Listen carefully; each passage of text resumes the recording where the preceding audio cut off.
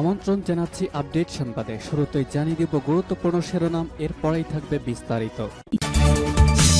আরেকটা আল আকসা তুফানে ইসরায়েল মুছে যাবে, আইআরজিসির প্রধানের হুঁশিয়ারি। হামাসের হামলা শুধু ইসরায়েল নয়, মার্কিন প্রভাব ধ্বংস, বললেন ইরানের সর্বোচ্চ নেতা। ফিলিস্তিনের হামাসকে ধ্বংস করা যাবে না, ইউরোপীয় ইউনিয়নের স্বীকারোক্তি। এদিকে গাজায় অবিলম্বে যুদ্ধবিরতি নিশ্চিত করার জন্য সর্বাত্মক চেষ্টা চালাতে হবে, বললেন ভারতের প্রধান বিরোধী দল কংগ্রেসের সাধারণ সম্পাদক প্রিয়াঙ্কা গান্ধী। আরও জানাব, পশ্চিম তীরে ইসরায়েলিদের বিরুদ্ধে এবার বেলজিয়ামের ভিসা নিষেধাজ্ঞা। পশ্চিমা সহায়তা নিয়ে উদ্বিগ্ন ইউক্রেনের প্রেসিডেন্ট ভলোদিমির জেলেনস্কি, উদ্বেগী বাইডেন।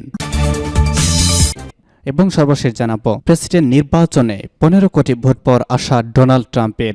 শুনছিলেন সংবাদ শিরোনাম, এখন বিস্তারিত। তার আগে অনুরোধ থাকবে ভিডিওতে একটি লাইক দিন এবং কমেন্টস করে জানিয়ে দিন কোন জেলা থেকে বা কোথা থেকে আমাদের সঙ্গে যুক্ত রয়েছেন।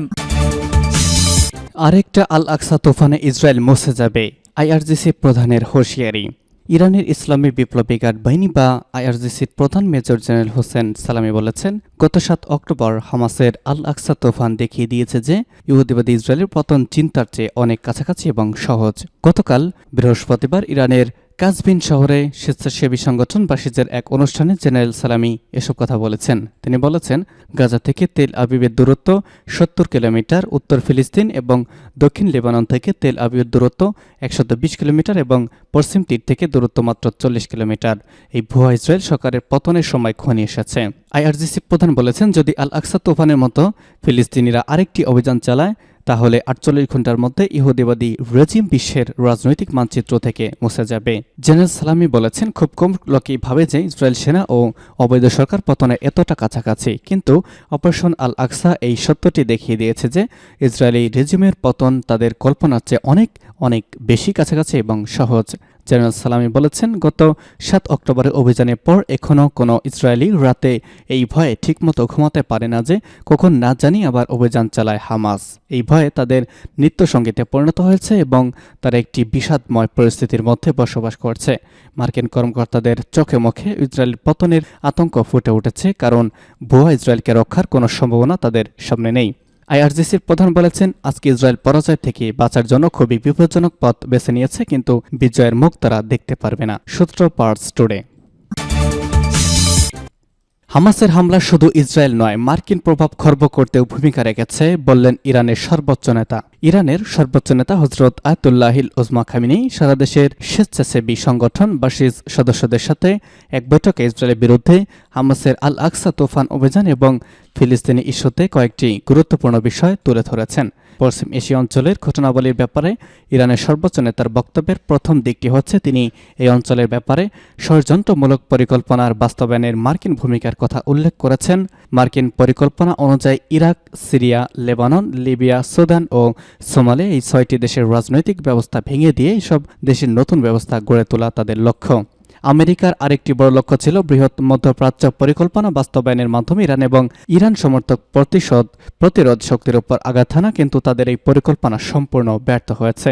মার্কিন সরকার বিপুল অর্থ ব্যয় করে এই অঞ্চলে তাদের অবস্থান দিনকে দিন দুর্বল হয়ে পড়েছে এবং অন্যদিকে তারা বিপুল অর্থ ব্যয় করেছে প্রতিরোধ শক্তিগুলোর অবস্থান আগের চেয়ে আরও শক্তিশালী হয়েছে।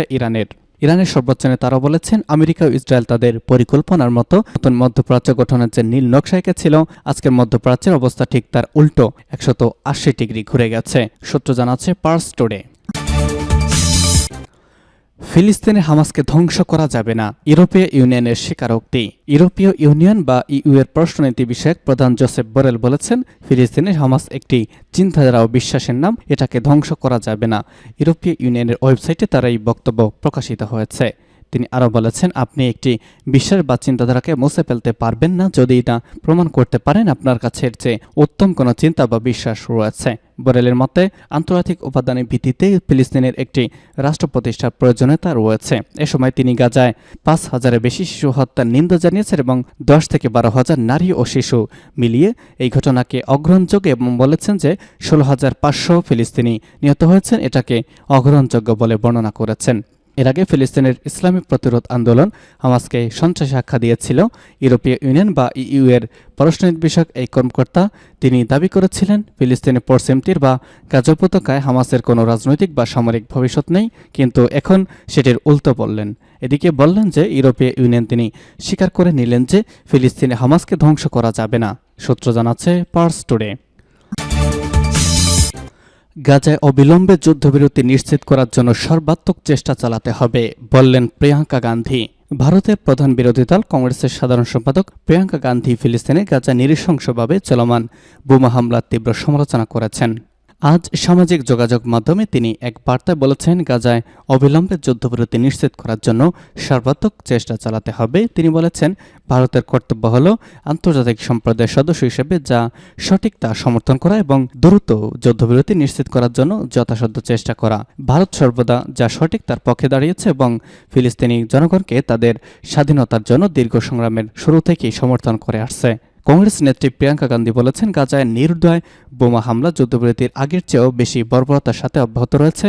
খাদ্য সরবরাহের ঘাটতি রয়েছে, চিকিৎসা সুবিধা ধ্বংস করা হয়েছে, এমনকি মৌলিক সুযোগ সুবিধাও বন্ধ করে দেওয়া হয়েছে। প্রায় 12,000 শিশু এবং 60 জনের বেশি সাংবাদিক এবং শতাধিক চিকিৎসাকর্মী সহ 16,500 নিরীহ বেসামরিক নাগরিককে হত্যা করা হয়েছে, যা একদম অগ্রহণযোগ্য। সূত্র পার্স টুডে। পশ্চিম তীরে ইসরায়েলিদের বিরুদ্ধে এবার বেলজিয়ামের ভিসা নিষেধাজ্ঞা। যুক্তরাষ্ট্রের পর এবার পশ্চিম তীরে বেসামরিক ফিলিস্তিনিদের ওপর হামলায় জড়িতদের বিরুদ্ধে ভিসা নিষেধাজ্ঞা ঘোষণা দিয়েছে বেলজিয়াম। মূলত ইসরায়েলি উগ্রপন্থী বসতি স্থাপনকারীদের উদ্দেশ্যে এই নিষেধাজ্ঞার ঘোষণা দেওয়া হয়েছে।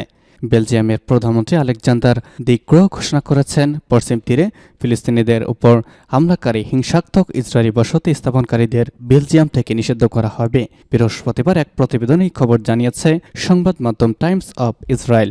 বেসামরিকদের বিরুদ্ধে সহিংসতার পরিণতি ভোগ করতে হবে এবং পশ্চিম তীরে চরমপন্থী বসতি স্থাপনকারীদের বেলজিয়ামে প্রবেশ নিষিদ্ধ করা হবে। বেলজিয়ামের প্রধানমন্ত্রী আরও বলেছেন, পশ্চিম তীরে শান্তি, নিরাপত্তা এবং স্থিতিশীলতা নষ্ট করে এমন কর্মকাণ্ডে জড়িত ব্যক্তিদের লক্ষ্য করে নিষেধাজ্ঞা আরোপের বিষয়ে আমরা মার্কিন যুক্তরাষ্ট্রের সঙ্গে কাজ করব। এক পোস্টে ঘেন্ট বিশ্ববিদ্যালয়ের দেওয়া নিজের এক ভাষণে ভিডিও যুক্ত করে তিনি লিখেছেন, গত 7 অক্টোবরে হামলার পর থেকে বেলজিয়াম সরকার ইসরায়েলের আত্মরক্ষার অধিকারের পক্ষে কথা বলেছে, যা প্রতিটি সরকারের মূল কাজ। কিন্তু প্রথম থেকে আমরা সহিংসতার বিরুদ্ধে সব জিম্মি মুক্তির বিষয় এবং আন্তর্জাতিক মানবিক আইনের প্রতি শ্রদ্ধাশীল হওয়ার কথাও বলে আসছি। পশ্চিমা সহায়তা নিয়ে উদ্বিগ্ন জেলেনস্কি, উদ্বেগী বাইডেন। অভ্যন্তরীণ সংকটের কারণে যুক্তরাষ্ট্র ও ইউরোপীয় ইউনিয়ন অন্য দেশের জন্য সহজে আর্থিক সহায়তা দিতে পারছে না। মার্কিন কংগ্রেসে বিরোধী রিপাবলিকান দল প্রেসিডেন্ট জো বাইডেনের যাবতীয় উদ্বেগ বানচাল করার চেষ্টা করছে। ইউক্রেন ও ইসরায়েলের জন্য বিপুল আর্থিক সহায়তার প্যাকেজ ও তাই থমকে গেছে। ইউরোপের প্রধান অর্থনৈতিক শক্তি জার্মানির বাজেট সংকটের ফলেও ব্যয় সংকোচনের নানা উদ্বেগ চলছে। ফলে ইউক্রেনের জন্য ইউরোপের সহায়তার ভবিষ্যৎ অনিশ্চয়তার মুখে পড়েছে। এই দুই প্রধান শক্তির সক্রিয় সহযোগিতা ছাড়া ইউক্রেনের পক্ষে রাশিয়ার লাগাতার হামলার মুখে প্রতিরোধ বজায় রাখা আদৌ সম্ভব কিনা সেই বিষয়ে সংশয় বাড়ছে। শেষ পর্যন্ত দুই শক্তি সহায়তা মঞ্জুর করলেও বিলম্বের কারণে ইউক্রেন বিপদে পড়তে পারে বলে আশঙ্কা করা হচ্ছে। এমনই এক প্রেক্ষাপটে G7 শিল্প উন্নত গোষ্ঠীর শীর্ষ বৈঠকে পশ্চিমা বিশ্বের ঐক্যের গুরুত্ব তুলে ধরলেন ইউক্রেনের প্রেসিডেন্ট ভলোদিমির জেলেনস্কি। তিনি বলেছেন, রাশিয়ার যুদ্ধক্ষেত্রে চাপ বাড়িয়ে চলেছে এবং আগামী বছর পশ্চিমা বিশ্বের ঐক্য ভাঙার আশায় অপেক্ষা করছে। এবং সর্বশেষ জানিয়ে দিব, প্রেসিডেন্ট নির্বাচনে 15 কোটি ভোট পাওয়ার আশা ট্রাম্পের। আগামী বছর নভেম্বরের মার্কিন প্রেসিডেন্ট নির্বাচন অনুষ্ঠিত হবে। নভেম্বর ওই ভোটের মাধ্যমে পরবর্তী প্রেসিডেন্ট বেছে নেবেন আমেরিকানরা। এটা প্রায় নিশ্চিত। এবারের নির্বাচনে জো বাইডেন এবং ডোনাল্ড ট্রাম্পের দ্বৈরথ দেখবে বিশ্ব। আর এই নির্বাচনে 15 কোটি মানুষের ভোট পাওয়ার আশাবাদ ব্যক্ত করেছেন সাবেক মার্কিন প্রেসিডেন্ট ডোনাল্ড ট্রাম্প। গতকাল এক প্রতিবেদনের তথ্য জানিয়েছে ভারতীয় সংবাদ মাধ্যম